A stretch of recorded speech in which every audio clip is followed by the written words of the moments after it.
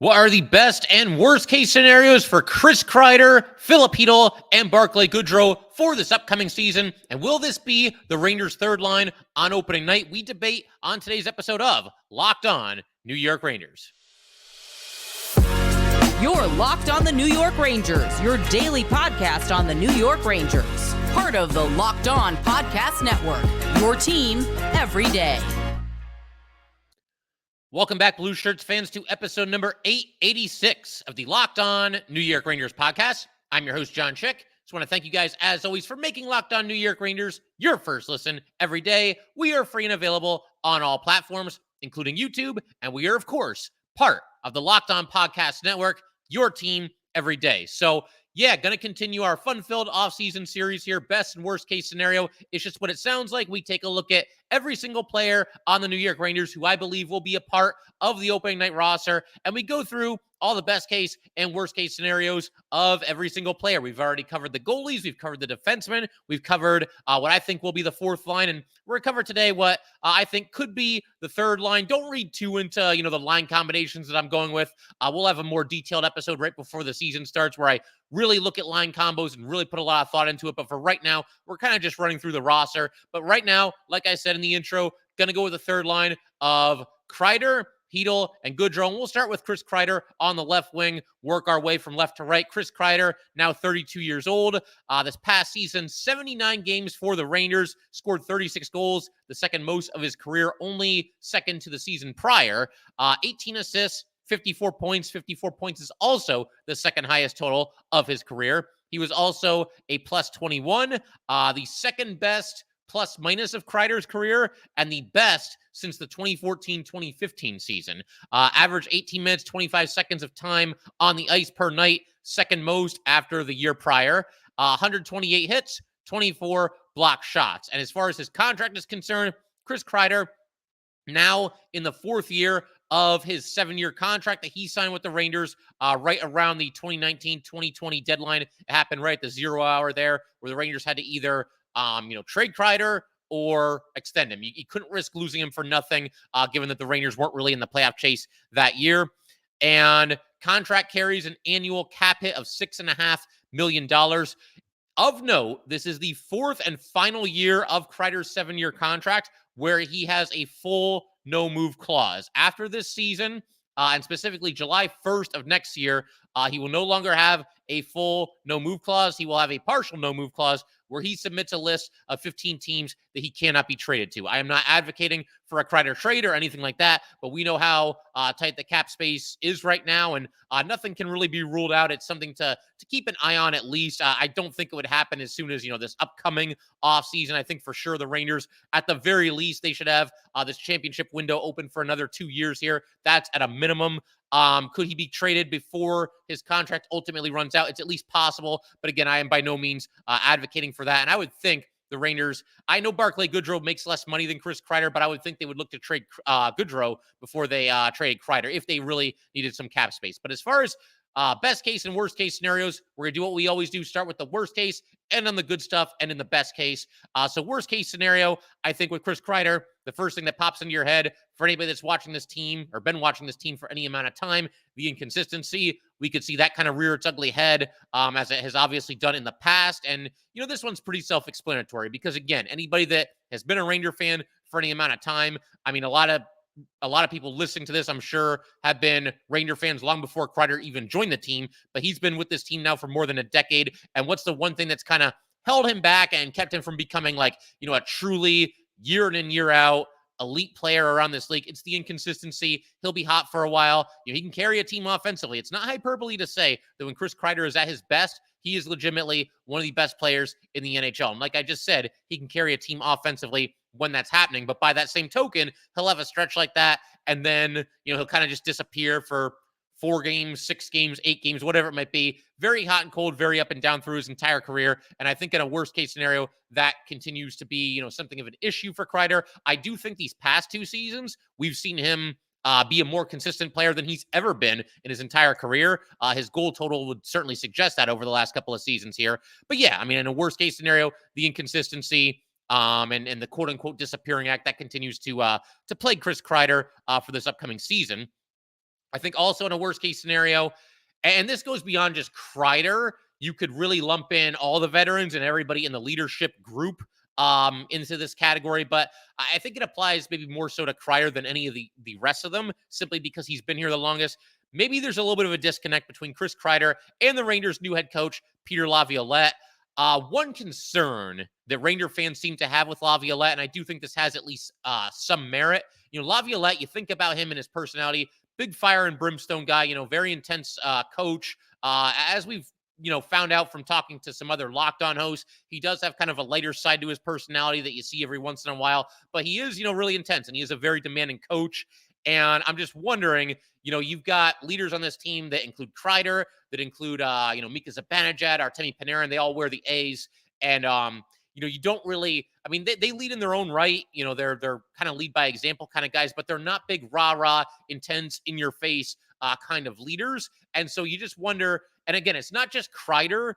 It's all the players that I just mentioned. Is there something of a disconnect there? Do their personalities not quite mesh? The reason I kind of, bring Kreider up with this situation here, Kreider and Laviolette, is because Kreider's been with the Rangers the longest.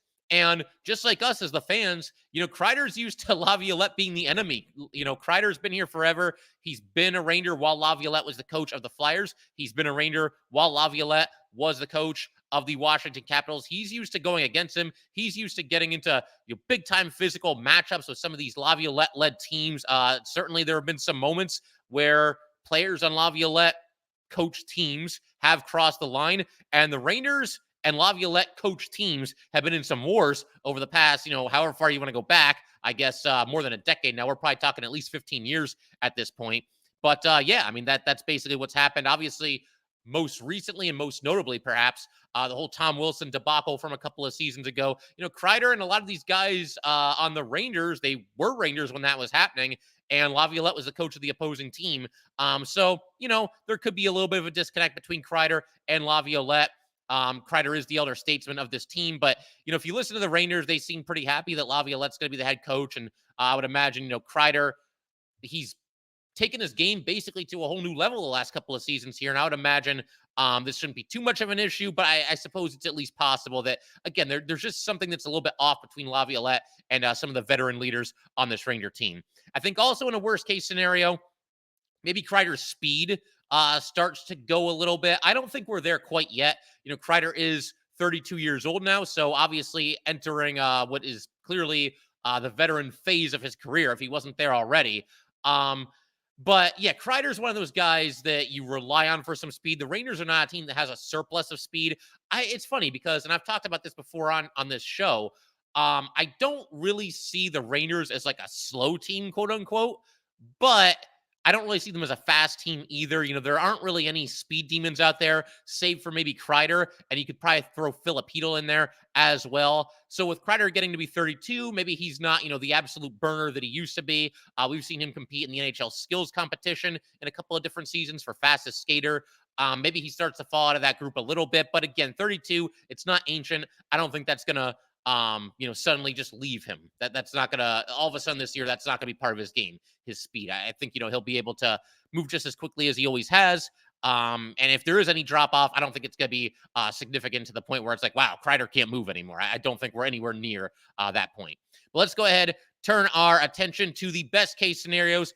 I'm thinking for Kreider, in a best case, he improves a little bit on the power play this upcoming season. Now, I don't think by any stretch of the imagination that Kreider was a detriment to the power play this past season. But I will say I was very surprised looking up his numbers, obviously preparing for this episode, and I saw that Kreider this past season only scored 8 goals, only 8 goals on the power play this past year. And keep in mind, he played on the Rangers top unit, which, they were always on the ice. They start every power play under Gallant, and it wasn't uncommon for them to be out there for a minute 30, a minute 40. Sometimes they were out there for basically the entire power play. And so, for as much of a net presence as Chris Kreider has become and as good as he is with those deflections, and he can shoot the puck too, the fact that he only ended up with 8 goals on, one of the better power play units in the entire league, that was pretty surprising to me. I was not aware of that until I looked that up. Obviously, the year before, he led the entire league with 26 power play goals. So he goes from 26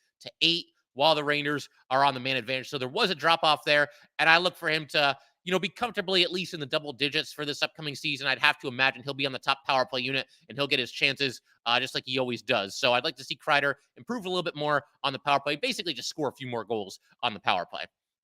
In a best case scenario, we could be talking about Chris Kreider, and you could maybe even make this argument that he's already there as the best net front presence in hockey. The way I see it, why not? When Kreider sets up shop in front of the opposing net and he doesn't want to be moved, there's not a whole lot these defenders can do about it. We saw him, what really stands out this past season, and I know, look, the Ranger Devils series, it got off to a great start. Everything fell apart. We don't have to get into too much detail there. But those first two games, Kreider scored 4 goals in the first 2 games combined, a couple of them on the power play. I think just about all of them were on the power play, but he was set up in front of the net looking for those deflections, and the Devils just had no answer. And it's just an example of Chris Kreider when he doesn't want to be moved and when he wants to set up shop in front of the net. He's really a force, and he can score on those deflections, and he can also, clean up some loose change in the crease too. Maybe the save is made, or maybe the shot gets blocked, but the puck's laying there. Kreider can bury those as well. So in a best case scenario, yeah, Kreider can be right up there, or maybe even the absolute best net front presence in hockey. I think also in a best case scenario, Kreider has the kind of season that strengthens his case for his jersey one day being in the Madison Square Garden rafters. And there's a lot of debate about this among Ranger fans. Kreider is coming off the best 2-year stretch of his career. Obviously 2 years ago, the 52 goals, the 77 points, but even this past year, 36 goals, easily the second highest total of his career. His third highest goal output in a single season was only 28, and 54 points this past season was also the second highest total of his career. So if he has another season like that for this one coming up, he will definitely strengthen his case for his jersey one day rising to the Madison Square Garden rafters. And as I mentioned just a second ago, Ranger fans kind of split on this. There's some people that feel like he should definitely be there. The longevity, the consistency. I mean, we talk that's the funny thing about Kreider. He's consistently inconsistent where, he has his ups and downs and his hot and cold streaks throughout the season. But if you look at his numbers year to year, they're always, pretty solid. Every season you can rely on Kreider to give you something, pretty solid. And then this past 2 seasons, he's really taken his game to a whole nother level and really improved his offensive production during that time. But yeah, Ranger fans are split. There's people that want to see it. There's other people that think, well, he takes too many nights off. He disappears too often. He shouldn't be up there with, some of the other Ranger legends from throughout the years. I'm kind of torn. I lean a little bit toward his jersey one day being there, especially when you look at what he's already done and what he's likely to do throughout the duration of this contract with the New York Rangers. But the one thing, and I've talked about this in the past, the one thing that puts Kreider over the top, the one thing that to me makes it a slam dunk that his jersey goes to the Raptors is very simple, and that is, do the Rangers win a Stanley Cup while Chris Kreider is still on this roster? If they end up doing that, even if they do that when he's like 37, 38 years old and he's basically just a fourth-line passenger at that point, yes, that clinches it. Kreider's jersey goes into the Raptors at that point. That's the thing, for me at least, that really tips the scales in his favor. If that doesn't happen, it can be debated. If it does happen, yeah, Kreider goes to the Raptors at some point after, he hangs up the skates. I think also, in a best-case scenario, Chris Kreider keeps his alternate captaincy. I'm kind of surprised that this hasn't really been mentioned, at least not that I've seen by pretty much anybody, whether it's a beat writer or anybody on Twitter, a podcaster, whatever it might be. Nobody's really talked about, what the leadership group is going to look like this upcoming season. I have to imagine Jacob Trouba will remain the captain. I think he's a Laviolette type player anyway. But as far as the alternates, we've seen the Rangers go with 6 alternate captains a couple seasons ago. And then this past year, they had 4 alternates. Do they just stick with the same 4 alternates that they've been rolling with? I mean, it's certainly possible. And look, it's also possible, maybe Laviolette already addressed this and I just missed it. But to my knowledge, he hasn't said anything about captain, alternate captains, anything like that. So I am curious to see, who's going to be wearing the letters this upcoming season for the Rangers. And I think in a best case for Kreider, he keeps that alternate captain, emblem right there on his jersey. He is the elder statesman, and I do think he is one of the leaders of this team. So in a best case, he keeps that. I think also in a best case scenario, and this is kind of off the ice, but he remains a great ambassador for the New York Rangers. He does a ton of work with the Garden of Dreams Foundation. By all accounts, just very giving of his time. And in some instances, actually maintains relationships with some of these kids that he visits that are sick in the hospital. Doesn't just pop his head in. He actually, stays in their lives a little bit. So that's a cool thing. Chris Kreider just a really good dude away from the ice as well. So, obviously, I think that one goes without saying. He will continue to be just that for the New York Rangers. But I'm going to keep everything rolling in just a second, turn our attention to who I think could and, possibly even will be the third line center for the Rangers. It might end up being Trocheck, maybe him and Filip Chytil flip-flop this season. But for right now, I'm going to say it's going to be Filip Chytil, and we're going to talk about him in just a second. But first, I want to let everybody know today's episode of Locked On New York Rangers is brought to you by FanDuel. Football season is about to kick off, and FanDuel is giving you the chance to win all season long, because right now, when you bet on a Super Bowl winner, you can get bonus bets every time they win in the regular season. Just pick any team to win the Super Bowl, and you will get bonus bets for every victory. You can use your bonus bets on spreads, player props, over-unders, and more. So visit FanDuel.com/lockedon and start earning bonus bets with America's #1 sportsbook. That's FanDuel.com/lockedon.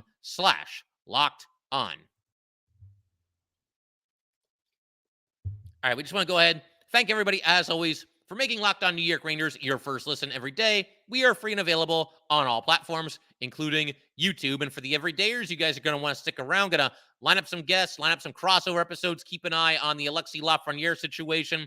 Going to be a lot of fun as we count down the days to the start of New York Ranger hockey. But for right now, let's go ahead, continue our best and worst case scenario themed episode here and take a look at Filip Chytil.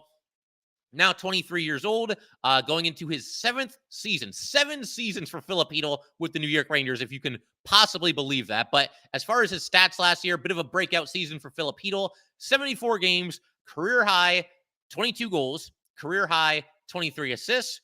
Obviously, a career high in points with 45, career best plus minus with a plus 15, a career best shooting percentage at 12.4%, to go along with a career high 177 shots on goal. So shooting the puck more often and shooting the puck more accurately, obviously a nice combination for Filip Chytil there. Averaged 14 minutes, 41 seconds of ice time per night. That was the second highest of his career. Faceoffs certainly still need some work if he's going to remain at center. 39.8%. So not good there, but other than that, I think you're feeling pretty good about what Filip Chytil did this past season. As far as his contract, he was going to be an impending restricted free agent this offseason, but of course the Rangers and Chytil during the season last year came to an agreement on a new deal. Filip Chytil now signed for the next 4 years at $4.4375 million per season. He will be a UFA at the end of that deal, and he actually does not have a no-move clause of any kind. A lot of the Ranger star players and the guys that are signed long-term, no-move clauses or no-move clauses that will last for most of the contract, if not the entire thing. But something else that's kind of interesting about this, if Filip Chytil completes this contract with the Rangers and doesn't get traded or anything along those lines, which I think is more likely than not. The Rangers seem to really like Chytil, and he's coming into his own right now. But if he completes this contract, all 4 years that are on it, then he will have spent 10 years with the New York Rangers. And when this contract ends, he's still only going to be 27 years old. So just kind of mind-blowing all around. But as far as the best and worst case scenarios, once again, we'll start with the worst. I would say in a worst case scenario, the shot inaccuracy comes back. He seemed to kind of get past that this past season because, as I just mentioned, the shot percentage was over 12% and obviously scoring goals at a much higher clip than he ever has in his career. But when the Rangers were going through their rebuilding phase, I don't think there was anybody on this roster that shot the puck wide more often than Filip Chytil, and not just shooting the puck wide, but he would get a pass, high danger scoring area, and he'd be right there, and you'd think, oh man, this is a goal, and he wouldn't even hit the net. And I don't know if that was just shot inaccuracy in general, or maybe just trying to be a little bit too fine with his shot instead of just letting it fly. I remember this past season, he's kind of like half joking, I think, but he, at the same time, he probably wasn't really joking because he said he wasn't thinking about it anymore. He's just shooting the puck, and obviously that kind of worked out for him this past season, career high in goals. So that was obviously great to see. But in a worst case, the shot inaccuracy remains at least something of an issue for Filip Chytil, even though it seemed like he got past it a little bit this past season. I think in a worst case scenario as well, and this one, it's not even really speculation. It's going to happen, I think, and unless he just rapidly improves in this area. But this seems like it's almost certain to happen. Filip Chytil continues to be a liability on the faceoff circle. His season best face-off winning percentage was 2 years ago, and even then, it was only 43.4%. For his career, he's at 40.3%, and it's not a small sample size. He's taken 2,012 face-offs, so he just doesn't win very many of them. One way to work around this, I mean, look, you could always put, if you go with this line combination, you could put Goodrow at center and Chytil at right wing, but I've kind of given up on that. The Rangers want Chytil to be a center, so be it. We'll just roll with that going forward. But yeah, one way to kind of work around it is you don't have Chytil. I mean, he can be on the ice, but he can't be the guy taking the faceoffs if it's late in the game in the third period and the game is tied, or the Rangers are up a goal, Rangers are down a goal. You're in the spot where you really, really need to win a faceoff. Again, if you're at the end of the game and there's a minute left and Rangers are down by a goal, you can put him on the ice, but somebody else has to be taking that faceoff in that situation. Preferably, I would think Mika Zibanejad, who, not a stellar faceoff guy, but you feel better about his chances of winning it than you do Filip Chytil. And, Chytil can be out there kind of like as the extra man, if there's a situation where the Rangers pull their goalie or something along those lines. But yeah, I mean, it is what it is. It's one weakness in Chytil's game, and it's possible he could improve, but I don't look for like incredible, like he's not going to come out this season and win like 54% of his faceoffs. It's just not going to happen. The best faceoff guys tend to remain the best faceoff guys, and the guys that aren't so good, there's always room for improvement, but they don't suddenly turn into elite faceoff men. And I don't think Filip Chytil is any exception to that rule. Best case scenario, I'm saying for Filip Chytil, he did this last year. I think he does it again this year in a best case scenario. New career highs across the board for Filip Chytil. Again, career highs last year, at least all the big ones, the ones that you really look at in terms of offensive production.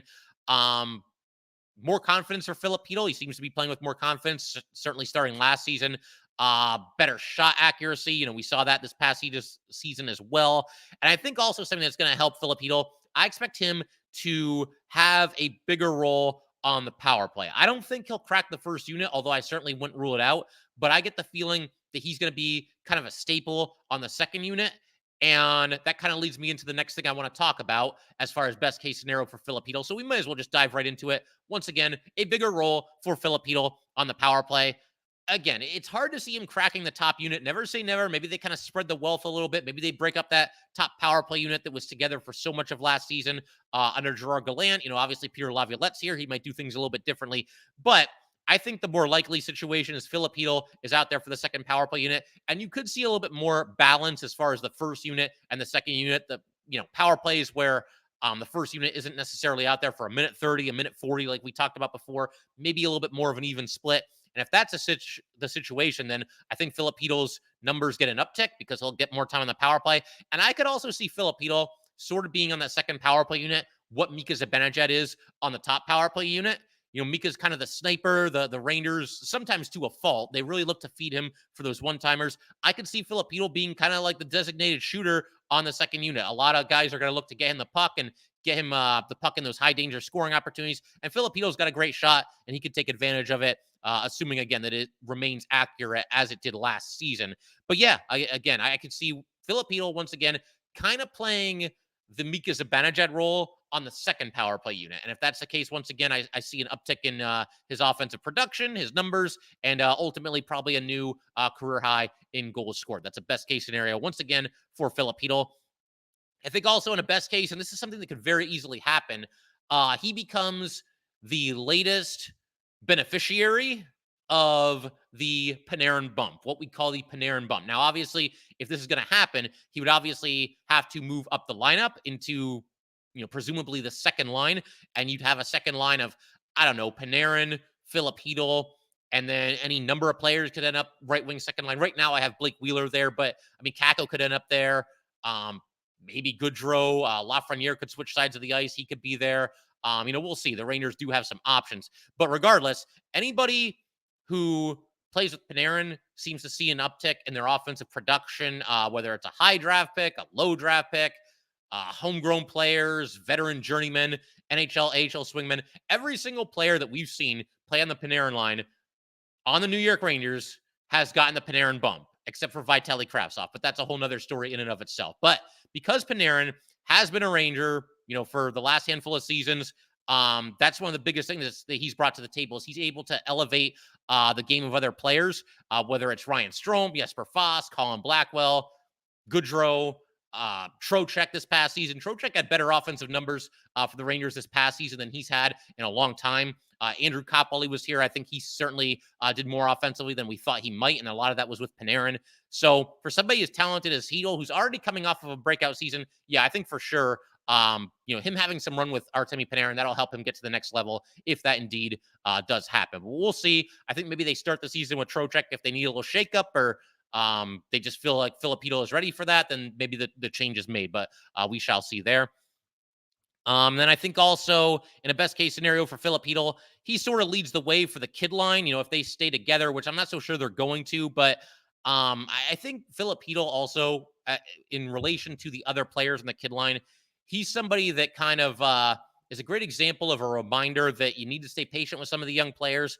Filip Chytil, up until this past season, didn't really ever, I mean, there were flashes, sure, but he never really looked like a first round draft pick and somebody that was going to go on to have just this awesome NHL career. And obviously this past season, big uptick in production for Filip Chytil. And I think has a lot of Ranger fans looking forward to seeing what he can do for an encore. And again, it's also just kind of a reminder that his two line mates, his two wingers that he's had, Kakko and Lafreniere, they're both younger than him. Neither of them have been in the league for as long as Filip Chytil has. It's just kind of a reminder that Ranger fans should be patient with those guys.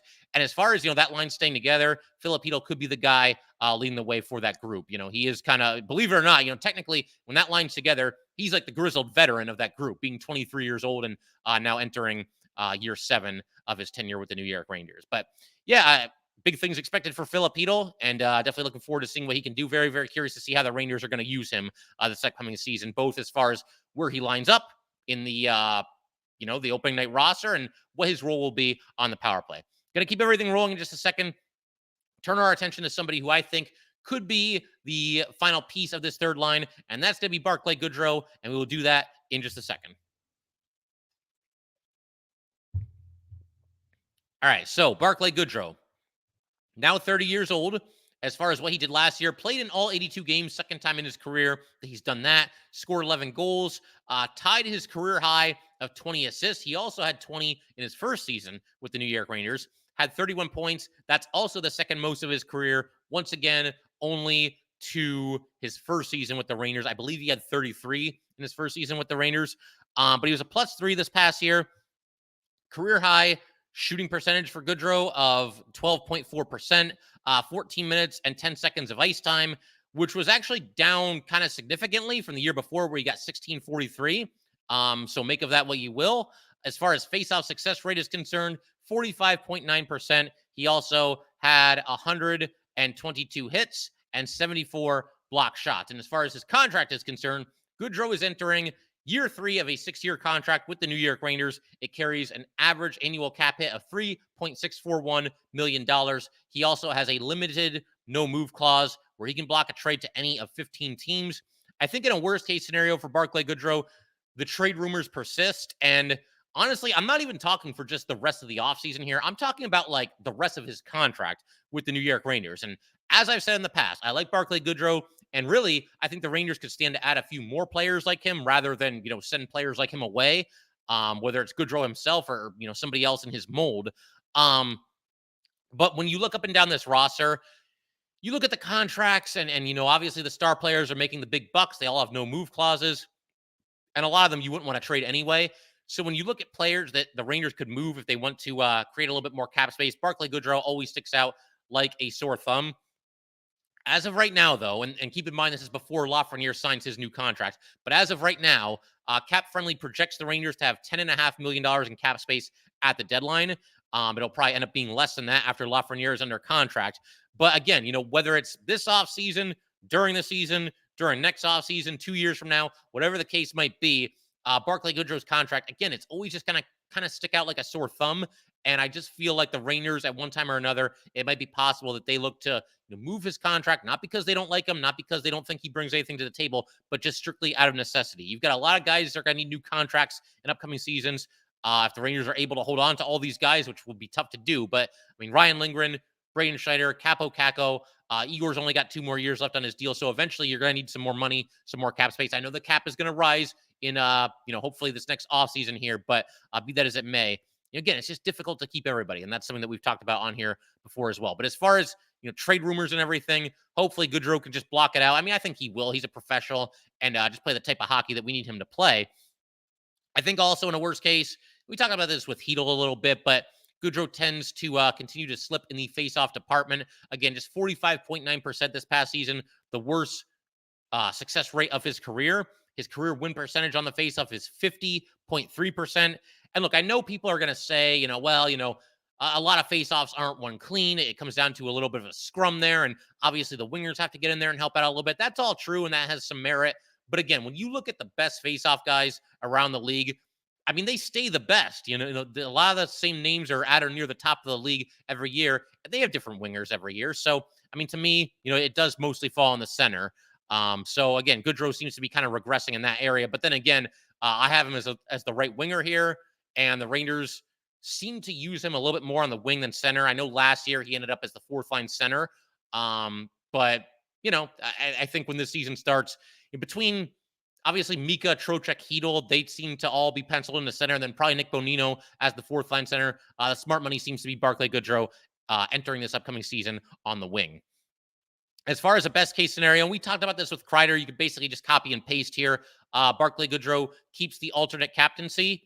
Again, there hasn't really been any rumors or any confirmation that the Rangers, at least not to my knowledge, are going to go with the same captain and the same alternate captains. Once again, I fully expect Jacob Trouba to remain the captain. As far as the alternates, though, does Laviolette want to go with the traditional one captain and two alternates? Is he looking to give the A to one of the young guys? We'll see. I mean, nobody's really confirmed that or really even speculated on it. But in best case for Barclay Goodrow, I think he remains the alternate captain. And I think he's deserving of being an alternate captain. He's somebody that plays with a lot of intensity, a lot of fire, goes out there and grinds on every single shift. Tried to wake the Rangers up. I think it was game 5 against the Devils. They were down like 3-0 in that game and basically just flat as a pancake. And he got into a fight with somebody much bigger than him, held his own. And I look for Barclay Goodrow to continue to be that kind of a player. I think also in a best case, Barclay Goodrow continues to be a Swiss Army knife for the New York Rangers. It's always valuable to have that guy that can play all 3 forward positions, that can move up and down the lineup pretty freely. We saw him play with just about everybody on the Ranger roster this past season.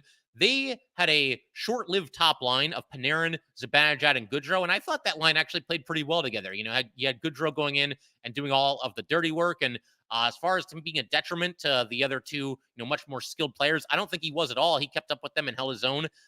So he was up there on the top line. And then, as I mentioned, by the time the playoffs rolled around, he was on the fourth line with VZ and Mott. But those are just 2 examples. Like I said, I think he lined up at just about every position. If you look at the 12 different forward positions, top line right wing, second line left wing, third line center, whatever it might be, I swear Goodrow lined up at probably at least like 8 or 9 or maybe even 10 of those this past season. So that was something that's, to behold. And I think, again, it's just valuable to have a guy like that can move up and down the lineup and play with a bunch of different people. And in the best case, Barclay Goodrow continues to be that guy, continues to be a Swiss Army knife for the New York Rangers. I think also in a best case, and this might be tough if he's on the fourth line, but again, I have him penciled into the third line. New career high in points for Barclay Goodrow. Last year, he was at 31 points. The year before, it was indeed 33 points. So these are the 2 highest point totals of his career. And depending on who he gets to play with and how much ice time he receives, I think a new career high is certainly within range. It would only be 34 points. And I think Barclay Goodrow can pull that off. He does seem to have a knack for scoring those clutch goals. We've seen that throughout his career in the playoffs. With other teams, but nevertheless, big goals in the playoffs. And he's done that a couple of times with the Rangers too. Just scoring a goal when the Rangers really need it. But yeah, I mean, Goodrow, there aren't too many like big surprises here. He's somebody that, again, one of those what you see is what you get kind of players. And not that that's a bad thing at all. You know what to expect. He's going to be very accountable. He's going to go out there and grind every single shift. And, for a while, I was thinking it would be inevitable that he would be traded this offseason. But, now that he hasn't been, I'm glad he's still here because he's somebody that, again, he's a hard-nosed player. And I think, as I mentioned a minute ago, the Rangers need more players like that and not less of them. So there you go. That's the third line for the New York Rangers. Best case and worst case scenarios. We will eventually move on to the second line. Going to have some fun with that. And I'm trying to hold off. Right now, I have Lafreniere penciled in to the top line. I think that's certainly possible. But I kind of did that also to delay and basically just drag my feet here a little bit until Lafreniere is under contract before I start talking about best and worst case scenarios. So hopefully, by the time we get to the first line, that will indeed be the case. Lafreniere will be under contract and have his new deal with the Rangers, and then we can just start looking forward to the next season, because that is probably the final domino that needs to fall here in the offseason. I don't see the Rangers doing anything else big, any other big-time additions or anything like that. It's basically just getting Lafreniere under contract. Okay, so one last announcement. Fantasy hockey, I'm giving everybody that played last year until this upcoming Monday to reclaim your spot in the league. After that, we're going to open up the league to some people that have kind of saved their spot in line, waiting very patiently, and trying to get into the league this year. So definitely want to do right by them as well. But if you played last year, I didn't hear from you yet, you've got until Monday to let me know. After that, we're going to open the door for some new players. But that will do it for today, guys. Once again, if you'd like to get in touch with this podcast, please send an email to lockedonnyrangers@gmail.com. Once again, that is lockedonnyrangers@gmail.com. Definitely give us a follow on Twitter as well, at @LO_NY_Rangers. Once again, it's at @LO_NY_Rangers. And definitely subscribe to Locked On New York Rangers YouTube channel. Thanks again, guys. I will see you next time.